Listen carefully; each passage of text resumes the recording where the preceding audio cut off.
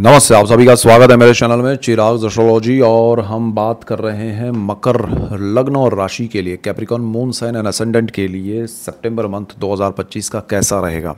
तो यहाँ पर देखिए, मकर लग्न को ज़्यादा इंपॉर्टेंस दीजिए और लग्न और राशि वालों के लिए जो मंथ एंड में ग्रहों की जो सिचुएशन है वो ये है। तो पूरा महीना जो ग्रह घूम के सेटल हो रहे हैं और उस दौरान ड्यूरिंग द ट्रांजिट वो क्या इफेक्ट दे रहे हैं वो हम समझेंगे। ये मंथ बहुत इंपॉर्टेंट है क्योंकि इस मंथ में देखिए कॉम्बिनेशंस बदल रहे हैं, जैसे सूर्य शनि राहु मंगल शनि मंगल, ये सारे कॉम्बिनेशन जो है।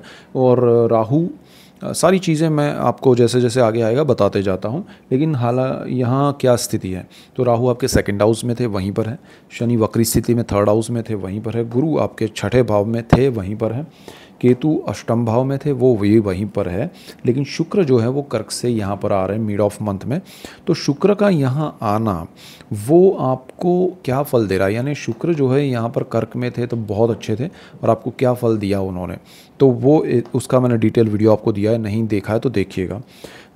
शुक्र केतु का कॉम्बिनेशन होगा, सूर्य यहाँ पर बिल्कुल सामने राहु के सामने ग्रहण योग में, तो वो सूर्य मिड ऑफ मंथ में ट्रांजिट में जाएंगे आपके भाग्य भुवन में कन्या में, और बुध भी ट्रांजिट कर रहे हैं मिड ऑफ मंथ में। ये 17 को जा रहा है, वो 15 को जा रहा है, और 13 सितंबर को मंगल जो है वो यहाँ शनि के सामने से जा रहे हैं आपके कर्मस्थान में, 7 नंबर जहाँ लिखा है वहाँ पर। और यहाँ पर योग क्या बन रहा है, 13 सितंबर से मंगल यहाँ आएंगे तो राहु से पंचम, यहाँ देखिए मंगल जो है वहाँ से राहु 1 2 3 4 और 5वें भाव में है, राहु से पंचम भाव में गुरु है और गुरु से पंचम भाव में मंगल है। ये मैंने ट्रायंगल योग जो बन रहा है उसका मैंने डिटेल वीडियो हर लग्न के लिए दिया है, तो आप भी देखिएगा और उसमें आपको बहुत इंपॉर्टेंट पॉइंट्स बताए, मेन पॉइंट्स पे हमने बात की है, तो वो ज़रा आप देखिएगा, आपको लाभ होगा। यहाँ शनि सूर्य का कॉम्बिनेशन हो रहा है उसका भी हमने बात की है, और राहु सूर्य का है उसकी भी तो ऐसे ही डिटेल वीडियोज़ मैं दे रहा हूँ आपको।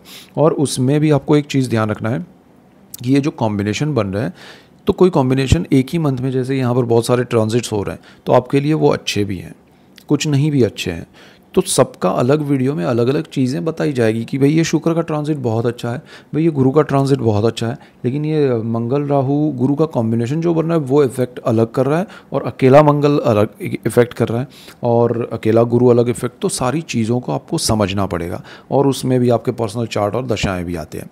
तो इन चीज़ों को जब आप समझेंगे तो आपको बहुत बड़ा लाभ होगा। तो एस्ट्रोलॉजी का ये बेनिफिट है। अब यहाँ पर जो ग्रहों की स्थिति है उसको आप समझेंगे तो आपको लाभ होगा। अब देखिए, शनि का घर है, शनि थर्ड हाउस में है और साहस पराक्रम के भाव में है, प्लानिंग से आप एक्शन कीजिएगा तो आपके लिए अच्छा है। गुरु के घर में है और गुरु अच्छी स्थिति में है, तो ये स्थिति आपको दर्शाती है कि भाई आप प्लानिंग से अपना कोई नया कुछ साहस करना चाहते हैं तो कर सकते हैं। भाग्य में शनि की दृष्टि है, सूर्य मिड ऑफ मंथ में 17 तारीख को शनि के सामने आएंगे। आप के रिलेशन जो है आपसे बड़ों के साथ, वो अगर आप यूज़ करना चाहते हैं अपने प्रोफेशनल लाइफ में या उनका सपोर्ट लेना चाहते हैं तब प्रॉब्लम्स आएंगे, लेकिन आप खुद पे डिपेंड रह के प्लानिंग के साथ आगे बढ़ें तो सितंबर में आपको लाभ होगा। यहाँ आपको मंगल जो है वो उच्च दृष्टि कर रहा है मकर वालों के लिए, तो वो स्थिति अच्छी है। लेकिन मंगल राहु गुरु का जैसे मैंने बताया कॉम्बिनेशन में एक प्रॉब्लम है, तो मंगल की उच्च दृष्टि आपका मोरल हाई करेगी, आपको सही दिशा में निर्णय लेने के लिए एक एनर्जी देगी। लेकिन वो एनर्जी कितनी बहुत ज़्यादा होगी, तो आपको कितनी यूज़ करनी है वो पावर है आपके हाथ में, लेकिन कितना यूज़ करना है वो आपको पता होना चाहिए। अदरवाइज़ ये मंगल अनलिमिटेड है, शनि उस स्थान का मालिक है, अगर प्लान नहीं किया तो सारा डिस्ट्रॉय कर सकता है। तो पावर हो और उसको सही तरीके से इस्तेमाल करो तो आप जीत सकते हैं। सेकेंड हाउस में राहु है, मैंने ऑलरेडी राहु का दिया है वीडियो, और ये कॉम्बिनेशन में आपके सेविंग्स आप खर्च कर रहे हैं काफ़ी समय से, अब ये सिचुएशन और ज़्यादा आपके लिए आपके सेविंग्स खर्च करने की आ सकती है, और ये इसका कारण आपकी लालच हो सकती है। तो थोड़ा ध्यान दीजिएगा, वाणी को संयमित रखिएगा और सच्चाई ईमानदारी से आपको लाभ होगा। शुक्र केतु आपके अष्टम भाव में, 8वां जो स्थान है पितृक संपत्ति का है, पितरों का है, यहाँ पर आपको पितरों के लिए कुछ करने का मौका मिल सकता है, लेकिन आप नहीं करेंगे ऐसा ये समय में दिख रहा है, क्योंकि आपको यहाँ डाइवर्जन बहुत मिलने वाले हैं सितंबर में। आप चीज़ों में अपने कंफर्ट को लेके, अपने जैसे आपको कहीं घूमना फिरना है, आपको अपना कंफर्ट जोन चाहिए, आपको अपनी लग्जरी चाहिए, आप अपने लिए कुछ अपग्रेड समझ के आप कुछ बहुत सारी चीज़ें करना चाहते हैं, वो सारी हो सकती है, लेकिन उस चक्कर में आप पैतृक कर्म करना भूल सकते हैं, या फिर आप अकल्ट यानी तंत्र मंत्र के सपोर्ट से सारी चीज़ें अचीव करना चाहते हैं।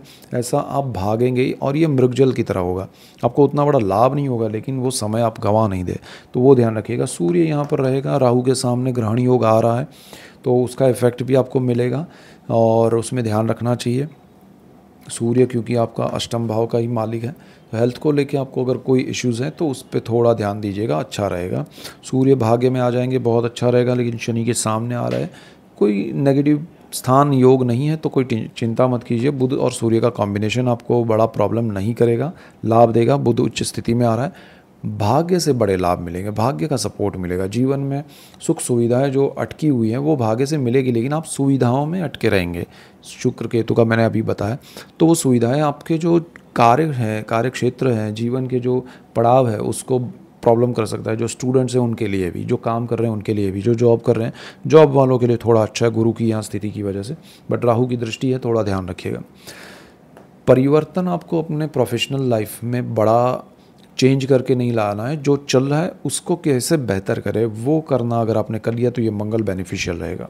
विदेश के मामले में गुरु बहुत बड़ा सपोर्टिव है, आपको विदेश के रिलेटेड जो भी काम है, पढ़ाई, जॉब, बिजनेस, घूमने जाना, हाउस वाइफ है, फार्मर है, कोई भी स्थिति में आप कोई भी एज में है, आपके लिए विदेश योग अच्छा है, विदेश में अच्छा है। ग्रीन कार्ड हो या वीज़ा हो, प्रॉब्लम्स है, आपको उसमें लाभ मिलेगा।